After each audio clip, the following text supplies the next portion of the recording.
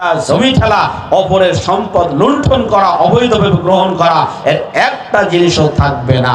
সুতরাং এই চারটা জিনিস আমাদের সমাজে বাস্তবায়ন করা দরকার আছে না নাই? আর একটু জোরে বলেন, বাস্তবায়ন করা দরকার আছে না নাই? আমার প্রিয় ভাইয়েরা খেয়াল করেন, আল্লাহ রাব্বুল আলামিন এই পৃথিবীতে যত কিছু তৈরি করেছেন সব কিছু জোড়ায় জোড়ায়, ঠিক কিনা? সব কিছু জোড়ায় জোড়ায় সৃষ্টি করেছেন।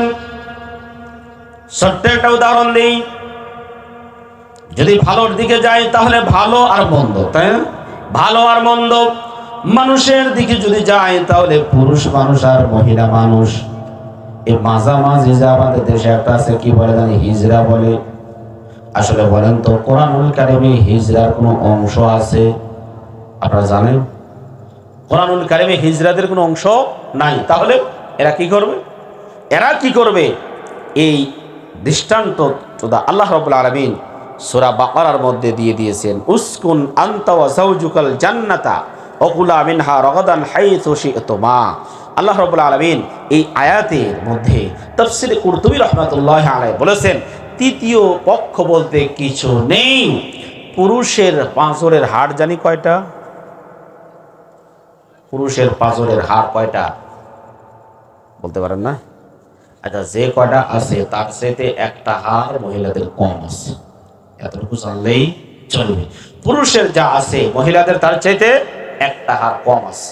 এবার যেই লোকটা তৃতীয় লিঙ্গ যাকে বলে আমরা বলে থাকি, এই লোকটার হাড় যদি মহিলাদের হাড়ের সাথে মিলে যায় তাহলে তাকে মিরাজ দিতে হবে মহিলাদের মতো করে।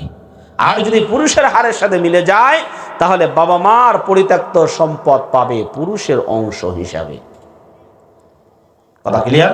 তাহলে তৃতীয় লিঙ্গ বলতে কোনো কিছু নাই, হয় সে পুরুষ নইলে সে মহিলা, এই দুইটার যে কোনো একটা অন্তর্ভুক্ত হতে হবে। তাহলে পৃথিবীতে যত মানুষ আছে সবাইকে আল্লাহ দুই শ্রেণীতে ভাগ করেছেন। এক শ্রেণী পুরুষ আর এক শ্রেণী মহিলা, এক শ্রেণী ভালো আর এক শ্রেণী মন্দ। আবার যদি আমরা আমলের দিক থেকে খেয়াল করি, এক শ্রেণী মানুষ আমল করে তারা জান্নাতে যাবে, আর এক শ্রেণী মানুষ তারা আমল করে জাহান্নামে যাবে।